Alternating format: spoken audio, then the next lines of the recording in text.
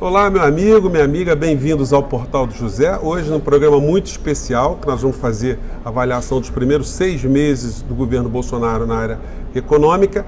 E antes de apresentar para vocês o meu convidado, eu vou pedir para você se inscrever no nosso portal, você que está ajudando o nosso portal a crescer tanto. Nosso portal é um espaço de debates críticos, de análises de situações que os grandes meios de comunicação não informam distorcidamente ou simplesmente só negam.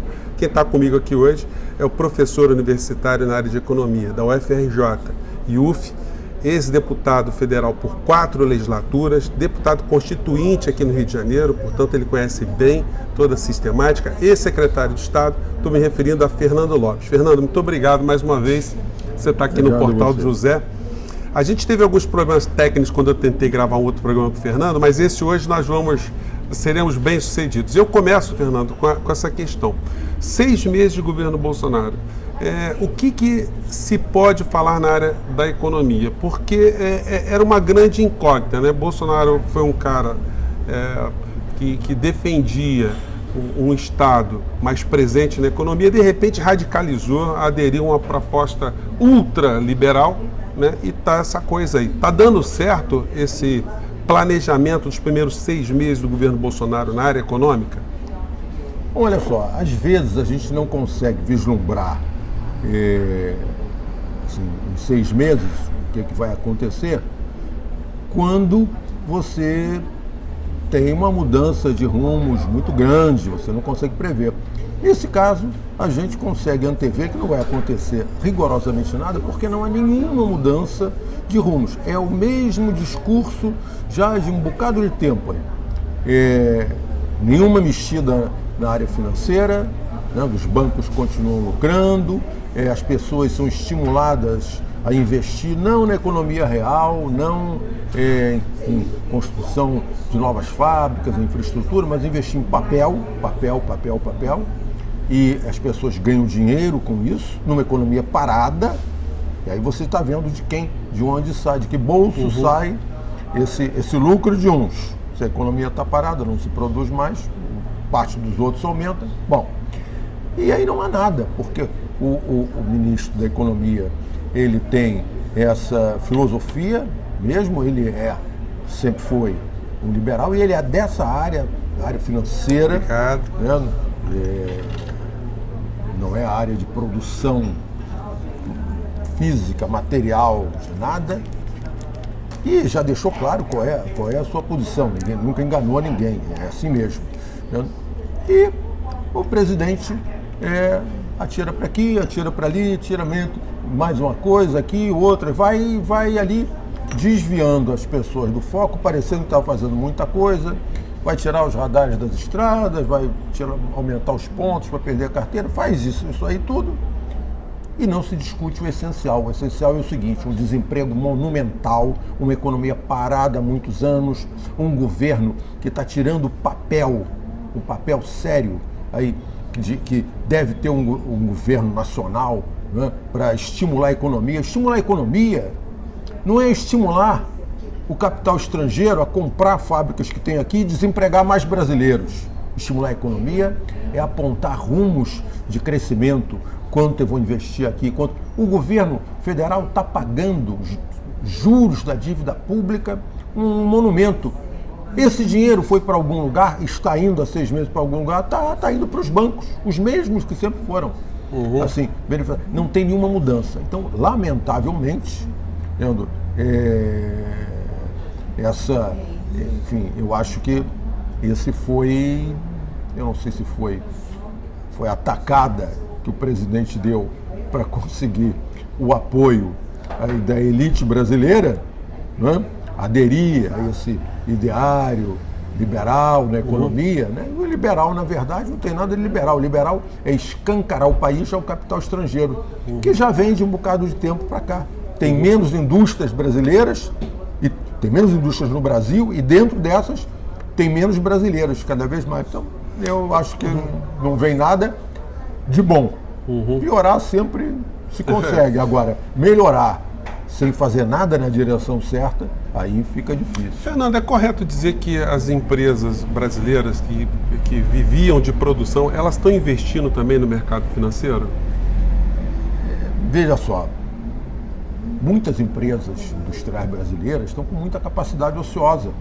Por que elas não aumentam a produção? Elas não aumentam a produção porque numa economia com esse desemprego monumental e com salários baixos, ela não tem consumidores suficientes. Então, o que o sujeito faz? Em vez de ele melhorar os equipamentos, dele manter a conservação da fábrica e tal, ele pega esse dinheiro e vai aplicar nos papéis, na economia de papel, compra papel.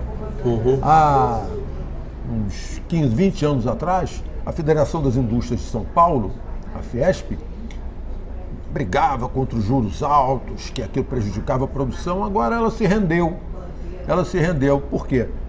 Porque as empresas da economia real aplicam todas as sobras que têm, todos os recursos que têm, no mercado financeiro e conseguem com isso ainda ser rentáveis. E as que não são rentáveis estão dando prejuízo, vão sendo compradas também aqui ali ou fecham, ou vão sendo compradas por empresas estrangeiras para ajustar a sua produção dentro do território brasileiro, enfim, ou para simplesmente diminuir o volume de concorrência aqui dentro do mercado. Então, é isso que a gente está vendo.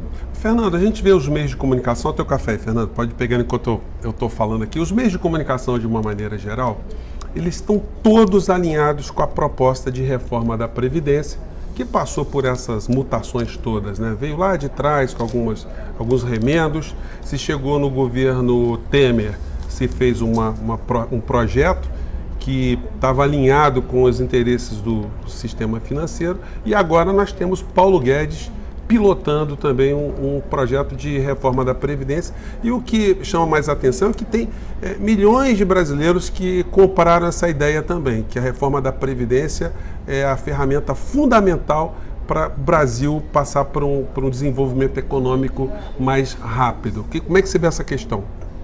Bom, eu acho que eles estão fazendo um bom marketing, porque afinal de contas a Previdência tem mesmo muitas distorções. Mas não são essas distorções que eles querem mexer.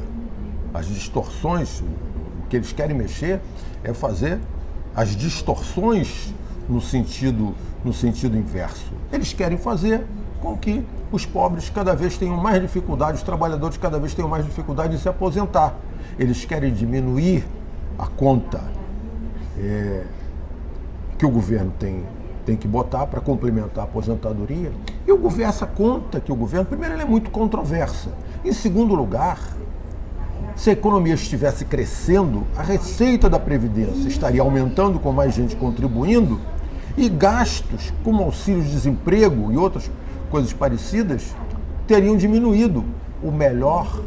A melhor forma de começar o ajuste da Previdência é a retomada do crescimento econômico. E aí as outras correções de verdade que teriam que ser feitas. E aí seria uma coisa muito mais para o bolso da classe média, porque a elite brasileira não vive da Previdência Pública. Não vamos ter ilusões. Eles têm os planos deles, eles têm as rendas deles, eles vivem desse papel aqui que tem aplicado ações, debêntures, cotas de fundos. Eles não estão vivendo da Previdência Pública. Quem depende da Previdência Pública são os trabalhadores. Quem vai se lascar com essa fraude, essa farsa de reforma da Previdência, que não é reforma nenhuma, isso quer só reduzir ali a fatia que o governo obrigatoriamente tem que aplicar. E, ao reduzir, como já colocaram limites para a saúde e para a educação no orçamento federal, vai sobrar uma folguinha para eles continuarem aumentando a dívida pública. Quando eles vão aumentando, o pagamento de juros do governo vai aumentando, vai comendo o orçamento todo. Quem paga o lucro dos banqueiros do sistema financeiro é o orçamento público. Isso é que é a coisa mais escandalosa. As autoridades monetárias fixam um juro alto, que atrai gente para aplicar nisso, e depois eles têm que pagar essa gente, porque eles aumentaram os juros, tem que pagar esses juros via orçamento da União, e aí não sobra dinheiro para nada. Fernando, a dívida pública, quando a gente vê o orçamento da União, eu estava vendo um gráfico que foi colocado pelo pessoal da Maria Lúcia Fatorelli, que eu quero entrevistar também, que eles apregoam que é fundamental a gente fazer uma dívida, quer dizer, uma auditoria cidadã da dívida pública brasileira, porque essa sim é que consumiria a maior parte do orçamento brasileiro e, portanto, é que trava a economia do Brasil. Qual é a sua visão sobre isso? Olha, eu acho que essa tem que fazer a auditoria. A auditoria sempre leva mais tempo. Mas quem vai fazer essa auditoria? Só pode fazer essa auditoria um governo que tem compromisso para desmontar esse comando da política econômica brasileira pelos bancos e pelos interesses estrangeiros. Este governo, que tem uma cara muito mais de administração colonial, porque o que está fazendo é nosso país regredir a uma situação quase de colônia, esse governo vai fazer. Esse governo está entregue aos banqueiros, está entregue aos interesses estrangeiros. Olha, eu vejo assim, eu nunca vi um ritual de submissão aos interesses estrangeiros como está acontecendo no governo federal. Eu nunca vi, nem mesmo no tempo do regime militar, justiça seja feita. Nenhum dos generais presidentes fez o que está sendo feito agora. Fernando, eu separei para você comentar essa fala aqui, que tem a ver com a fala de 2005. Vocês vão reconhecer as vozes e eu vou pedir para o Fernando comentar, tá bom, gente? Vamos lá. Presidente Fernando Henrique, você sugeriu fuzilamento dele. Você acha graça uma barbaridade dessa, deputado? Barbaridade é privatizar, por exemplo, a Vaso de Doce, como ele fez. É privatizar telecomunicações. É entregar nossas reservas petrolíferas para o capital externo. Que a hora que você conseguir, por exemplo, a autossuficiência do petróleo aqui, essas empresas de fora vão continuar tirando petróleo a $7 e vendendo a 60. Eu vou perder. E nada é nosso. Fuzila ele, que é pra ele aprender. Gente, eu vou colocar esse vídeo na descrição aqui, porque ele acaba sendo longo, né? Uma entrevista que o Bolsonaro deu no Jô Soares, antes do programa acabar, é óbvio, né? E o que aconteceu, Fernando? Porque tudo que ele defendia, e que eram valores até convergentes, né, das pessoas que eram nacionalistas, que tinham essa visão de soberania. Mudou radicalmente. A gente está vendo hoje a entrega da Petrobras, das refinarias, dos gasodutos, da Embraer, a base de Alcântara. O que aconteceu, Fernando? Bom, eu começo dizendo o seguinte: o Fernando Henrique, quando ele fez aquelas privatizações todas, ele escancarou, foi a primeira grande entrega, né? Entrega do patrimônio público. Tanto é que Bolsonaro defendia que quer dizer, a entrega era uma coisa tão assintosa, né, que defendia o fuzilamento. Mas o Fernando Henrique, quando ele era professor lá da USP e tal, ele nunca defendeu isso. E aí, quando ele começou a fazer, quando as pessoas perguntavam e tal, ali ficava sempre um comentário do tipo: olha, não leiam o que eu escrevi. Né? Aqui, esse áudio, entrevista do então deputado Bolsonaro, que assim, não escutem o que eu já falei, porque ambos deram uma guinada de 180 graus. Um mais refinado, o outro mais escancarado, sem explicação nenhuma. Eu continuo lutando contra o entreguismo, como fiz quando estive lá no Congresso Nacional como deputado. Eu chamava aquele governo do Fernando Henrique de administração colonial instalada em Brasília. Agora, eu continuo. Quem mudou de lado aí nessa luta contra a privatização foi o presidente Bolsonaro. Ele podia usar toda essa energia, já que esses arrobos, para fazer os estatais trabalharem pelo progresso nacional, com desenvolvimento científico e tecnológico, explorarem as nossas reservas, empregarem mais brasileiros, mas ele disse, evitarem a corrupção, mas ele agora acha que ele tem que entregar. Bom, quem mudou? A elite brasileira não mudou. A elite brasileira sempre nunca defendeu um projeto nacional de desenvolvimento. Sempre defendeu ficar no rabo ali dos interesses estrangeiros, na aba dos interesses estrangeiros. Foi ele que mudou, provavelmente para agradar esse setor da elite e para abrir caminho para chegar à presidência. Então, aí isso merece uma explicação, porque uma mudança de posição tão grande em tempo, que não foi tão distante assim, enfim. Pois é, Fernando. Quem estaria falando a verdade? O pior é se dos dois momentos estivessem falando a verdade e não tem explicação para a mudança. Ele tem já pelo menos 2 vezes eu vi a declaração do Bolsonaro de que o governo não gera emprego. Isso não é uma coisa muito ruim, Fernando? Isso não causa assim, um desalento, né? O presidente não tinha que pelo menos ser um estimulador da economia, pelo menos no discurso? Veja, não tenho a menor dúvida que o governo, pelas suas políticas, ele tem condições de gerar emprego. Eu diria mais do que, no caso brasileiro, com esse desemprego espantoso, ele tem a obrigação moral de gerar emprego, de tomar iniciativa que gere emprego. Não é escancarando a nossa economia para o capital estrangeiro, porque quando vem uma empresa para cá, ela vem, compra aqui, uma outra que já existe, remodela, ou então se montar uma com os equipamentos de segunda que venham lá das suas matrizes no exterior, ela vem aqui e ela, pela sua eficácia, porque também vai ter um tamanho maior, ela acaba fechando um bocado de empresinhas nacionais menores que vão desempregar mais gente do que essa estrangeira que veio para cá, com a diferença que os lucros dela vão lá para fora. E o das empresinhas brasileiras ficava aqui. Ficava aqui, enfim, circulava aqui. E eram empregos brasileiros. Então, eu acho que isso é uma não política. Isso é, vamos dizer assim, fazer a entrega, escancarar mais a economia brasileira com um discurso mais palatável. Vamos trazer recursos estrangeiros. Empresa nenhuma é instituição de caridade. Empresas estrangeiras de grande porte têm um único objetivo: o lucro máximo. O lucro máximo. Mesmo nos seus países sede.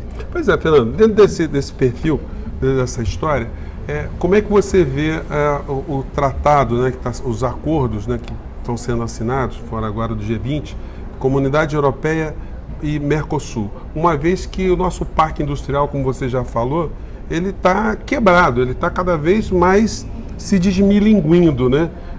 É um acordo que vai nos permitir somente a permanecermos enquanto países de commodity, trigo, milho. Como é que você vê essa questão?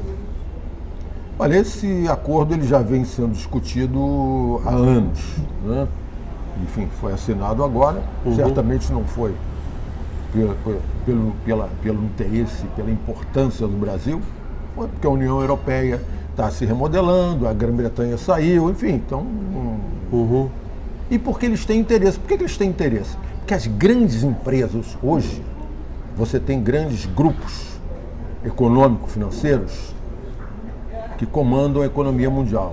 Uns 200 conglomerados, que se chamam, comandam a economia mundial. E eles dividem o processo de produção deles por vários países. Cada país faz uma parte, um modelo, e eles exportam e importam entre eles para quem vai fazer a montagem final. E as instalações que fazem, as unidades de pesquisa dele ficam nos países sede, ficam aqui. É só fazer partes ou peças ou componentes ou montagem. Então, para cá não vem nada que tenha a ver com desenvolvimento. E vem para cá como pode ir para a Tailândia, como pode ir para Bangladesh, como pode ir para a Nigéria, como pode ir para qualquer outro lugar. Mas que depende delas. Bom, as empresas europeias, o que elas querem? Elas querem poder exportar para cá produtos com mais conteúdo internacional. Ou seja, elas vão fazendo os seus produtos nas outras filiais delas mesmo, mandam para lá, para alguma unidade. Essa unidade agora vai exportar para o Brasil com mais conteúdo externo. É assim, a que vem da França, ela pode vir com mais conteúdo, não só francês, mas mais conteúdo que a França, a unidade da França importou lá de qualquer outro país e mandou para a França, montou lá e vem para cá. Então, ou seja, elas vão fazer para facilitar essa distribuição mundial de filiais deles, cada uma completando o produto final, que quando vier para cá, ele vem já com o resultado da exploração, do trabalho. Não vou dizer semi-escravo, mas enfim, posso dizer essa precarização que aconteceu no Brasil, chamada reforma trabalhista, foi só precarização. Outros países, muitos outros países, todos esses países dependentes de semicoloniais, como é o caso do Brasil, já fizeram, estão fazendo, é só para permitir uma maior exploração da força de trabalho deles, como o nosso também, e essas grandes empresas estão querendo só facilidade para colocar no mercado, no nosso mercado, no mercado argentino, no mercado dos países do Mercosul. Isso não vai abrir nenhum horizonte, se funcionar, não vai abrir nenhum horizonte para aumentar emprego. E é difícil que funcione porque países importantes, para ratificar isso, vão querer compromissos. Eles não vão querer se expor, dizendo, olha lá, estão importando do Brasil, o Brasil está devastando as suas florestas e tal. Não, eles vão querer que o governo Bolsonaro, que assinou esse tratado, desdiga o que já disse em relação às reservas, às florestas nacionais, esse negócio todo. Tá. Então, isso não vai produzir nenhum reflito imediato, isso é mais uma peça de marketing. Duas coisas para finalizar, Fernando. Isso tudo que você está falando joga por terra a ideia de livre mercado? A gente pode dizer que livre mercado é uma falácia? Porque você está dizendo o seguinte, existem grandes corporações no mundo e elas, basicamente, elas ditam, compram as outras, né? Vão comprando as menores, cada vez vai tendo uma concentração. Dá para a gente falar ainda em livre mercado? Não, já não dá há muito tempo. O que é a ideia? Quando começou isso, essa economia industrial lá atrás, o que é a ideia do mercado? O mercado é um lugar onde tem